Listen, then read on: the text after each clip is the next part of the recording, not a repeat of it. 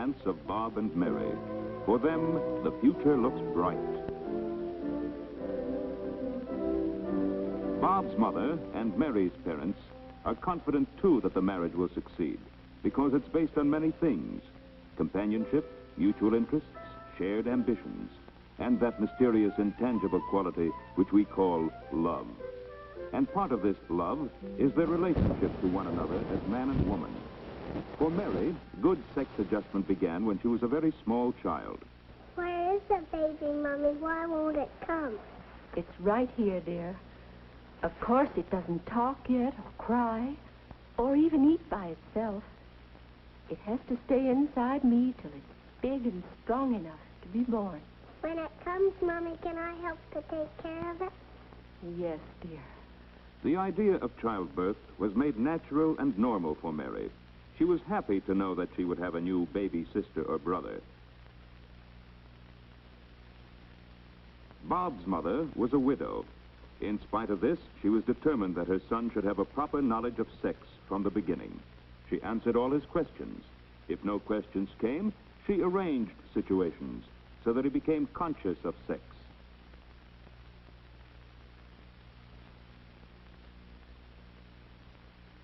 When he was little, Bob and his mother were always together, and they had a wonderful time.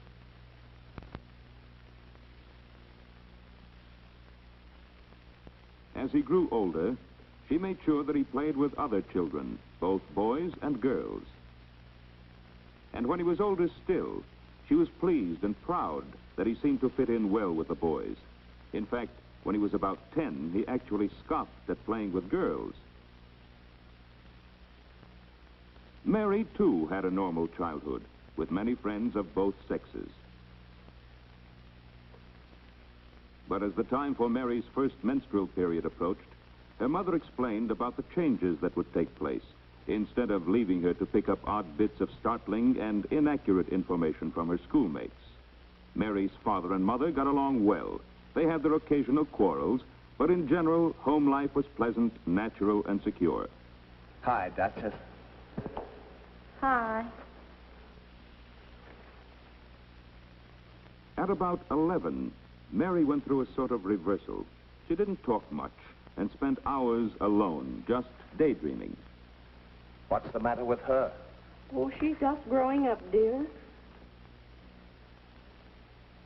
Well, hadn't you better have a talk with her?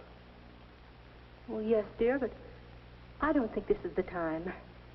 When she wants to ask questions, well, I'll try to be ready with the answers.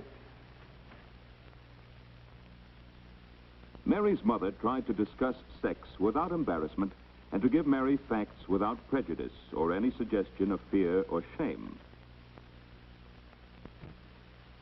At about 12 and a half, Mary reached puberty. Around this time, she found that her friends wanted to talk about sex. We opened the door, and there she was lying in bed. Some of them got most of their information from off-colored jokes that they really didn't understand. But you don't always have a baby when you go overtime. I read in a book that you don't have a baby. Some of them learned about sex from books, but there were so many things that they didn't know. If you marry your first cousin, do you have a deformed baby? Does kissing have anything to do, about having babies? Are you afraid of having a baby, Mary? No, I'm not. Because after all, people have been having babies for thousands of years. And nowadays, doctors have so many ways of making it safe. Mother said... For Mary, the fulfillment of a healthy sex life held no fears. Sex was not something sinister to be whispered about, but it was a natural function which could contribute to the ultimate happiness of home and a family. About this time, Mary developed a sudden, strong friendship with Lucille Williams. It seemed that Mary could talk better with Lucille than with anybody. They had absolutely no secrets from each other. They were inseparable. To Mary's mother, it seemed unnatural, this continual intimacy, this concentration of affection on one not very unusual girl. Oh, Lucille, wait a minute. Ethel. We forgot about Ethel. We're going to have to bring her. Oh, we don't have to bring her. You know what she's like with boys and everything. Mary, darling, You're keeping Lucille from her dinner. Oh, I was just leaving Mrs. Gibbs. Well, bye. I'll see you tomorrow. Okay, then. Bye. Bye. Mother forgets the devotion she had for her own girlfriend about 25 years ago. Next, there was a crush on Ethel Hampton, senior girls tennis champion. Mary seemed to have a real need to be stirred up about someone. It was a transition stage from the antagonism toward boys just before puberty to the next stage of falling in love with a boy. Soon she reached that stage.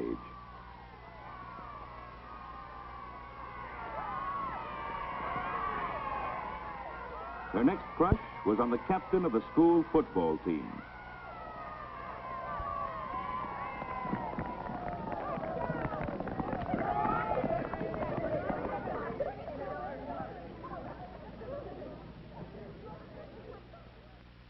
She spent hours trying to make herself more attractive, imagining herself in all sorts of romantic situations. It might be a boy. Hello? Oh, hello, Lucille. No, but it's going to be about a boy. John's going to ask him. He pretty nearly did today. The class bell rang. Yeah. Oh, he is creamy. But if Phil's going to go, too, I don't know. Bob was growing up, too.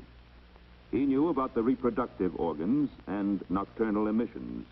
He also knew about masturbation, but he'd read that the problem was more mental than physical.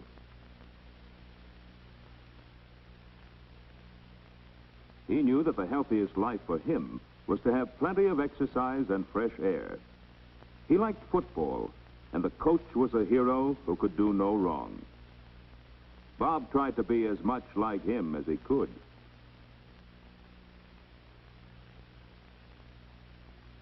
His interests were mainly masculine, and his success at sports made him sure of himself. He could take girls in his stride, just as he did games. Until one day, when Bob was 16, it became apparent that his interest in girls was getting to be more than casual.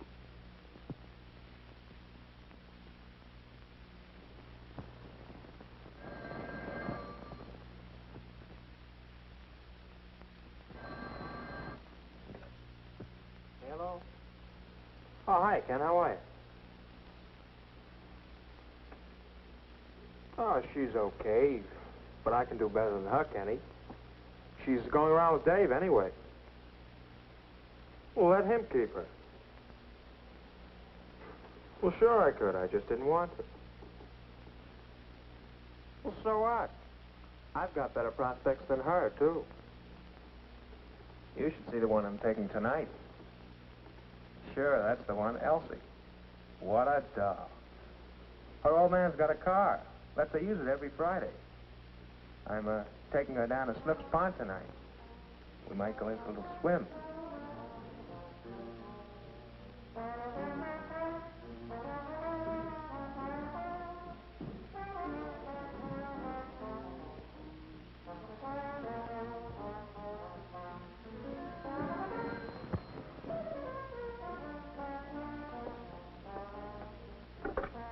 Hello?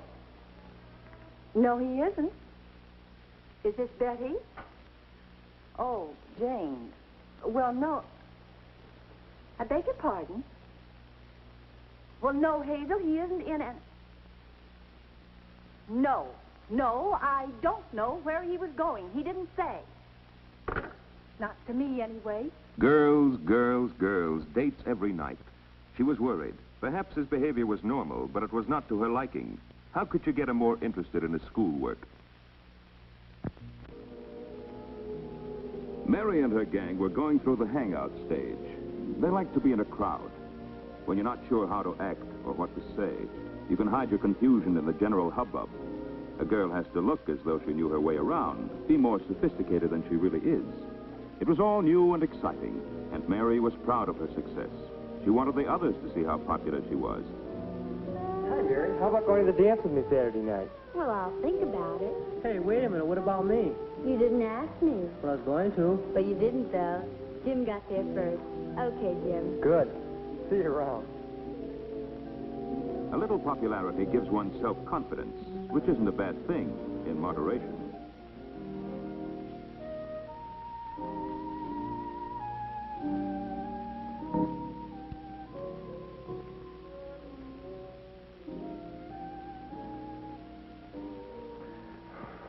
I don't even know that one's name.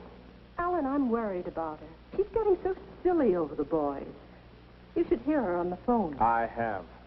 But what worries me even more is the way she goes out dancing at these juke joints. She's got nothing in her head but boys, boys, boys. She's only out Friday and Saturday night.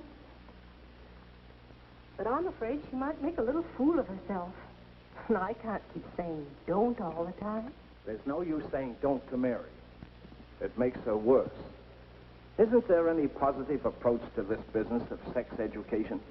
She knows the physical facts, but that alone doesn't give her a healthy attitude to boys. I'll have to talk more to her about how to have fun with them without being silly. Well, I guess she'll just have to learn by experience how to look after herself. And Mary was learning by experience. She acquired a lot of social skills and graces.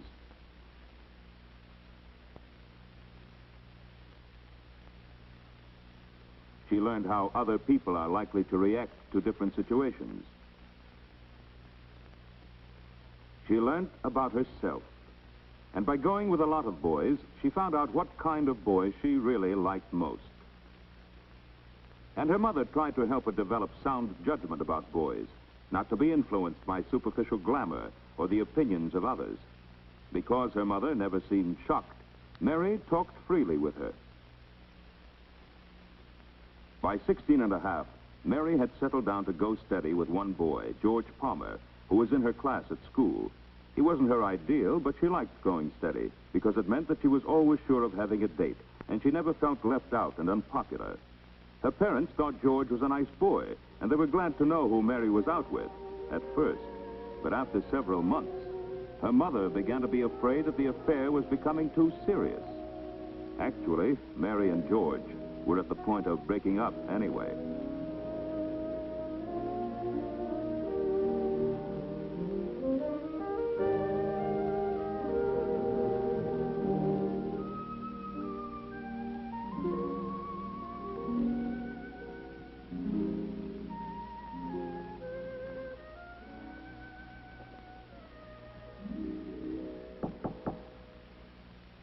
Mary. Yes, Mother?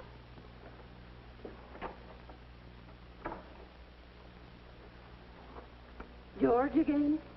Yes. You've seen so much of him, Mary. But I've told you, he's just a date.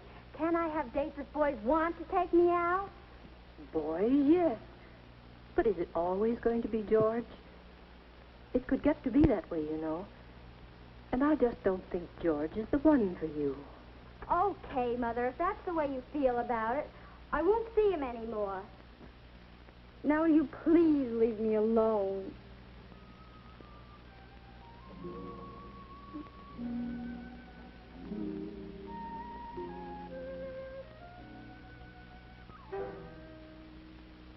Bob's mother was having her troubles, too.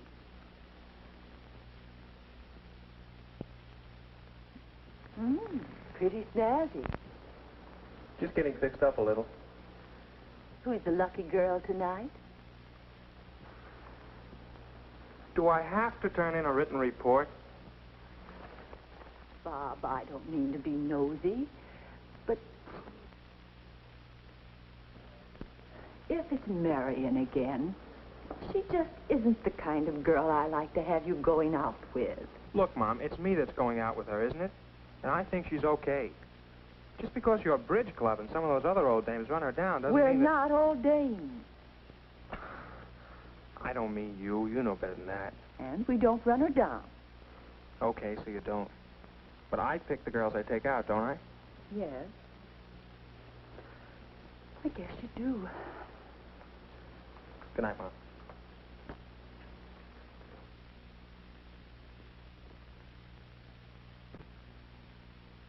seemed as though all the planning and guidance since he was a child had been a waste of time. Bob was going with a fast crowd, and like most teenagers, he wanted to be one of the gang, go as far or farther than anyone else did.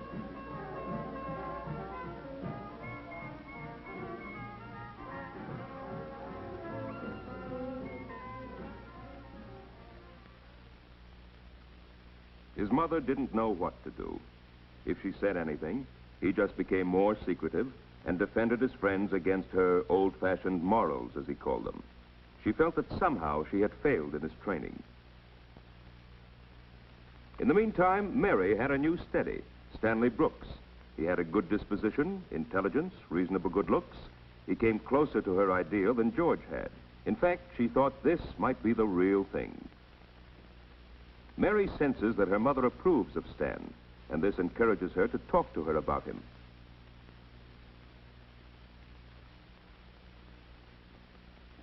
But not long after, Stan's family moved away. And that was that. When a girl loses a steady, it takes a little while to get back in circulation. But if you want to meet boys, you go where boys are. Mary had a cheerful disposition. She was intelligent, healthy, and attractive, and she had no trouble making friends. Jack Arnold was one of the gang she had known for years. He suddenly became interested, and interesting. It seemed for a while to be romance with a capital R.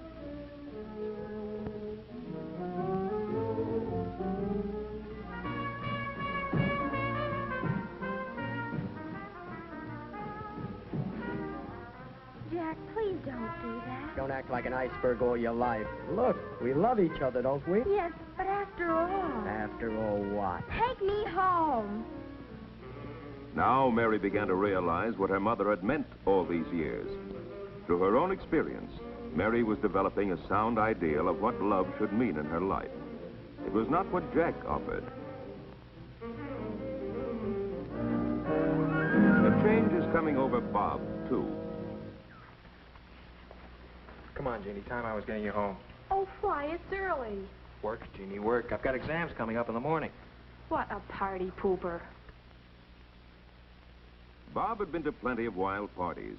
It wasn't so excitingly new anymore, and life was full of other interesting things. He had a career to think of. He began to stay at home more. This engineering stuff really takes slugging. You're going to lose out with your girlfriend. Don't worry. I won't. He still enjoyed parties.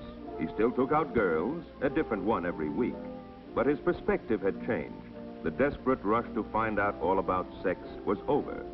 In his case, too, early training was taking on new meaning through personal experience.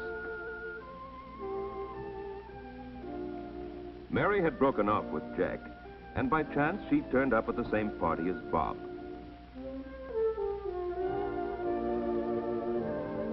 When they met that first night, both had a pretty good idea of the kind of people they really liked.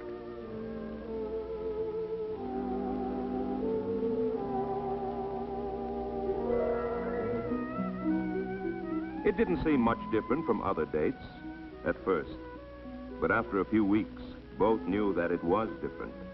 Petting was not just a form of entertainment or an experiment. There was real affection and mutual respect.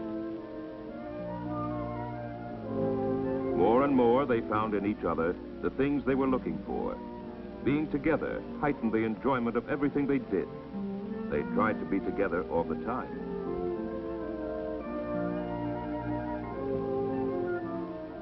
They had their quarrels, mostly over jealousy.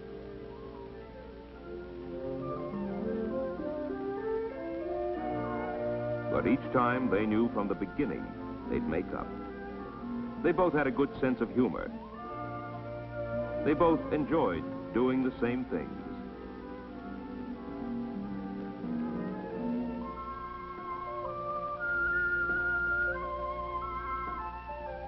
Because of similar family and educational background, they had much the same way of looking at things. They began to know that this time it was for keeps. They were so sure that their love was deep and spiritual that at times a marriage ceremony seemed to be just a formality. Love seemed to be all that really mattered. But each of them knew deep down that they wanted their marriage vows to have real meaning.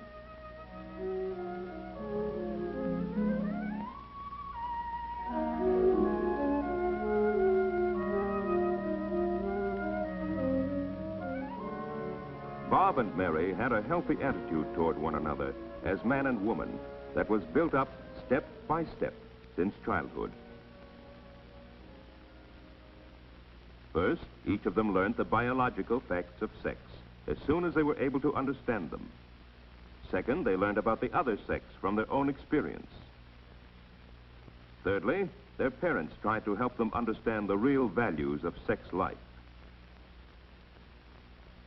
And finally, long after reaching physical maturity, they became emotionally independent of family apron strings. Now, they're on their own.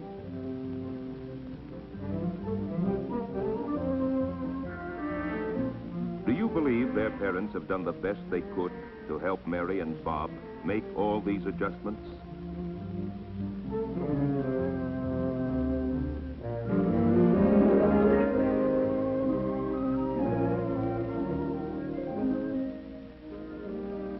Are Mary and Bob typical of our teenagers? Have they a sound background for marriage? What do you think?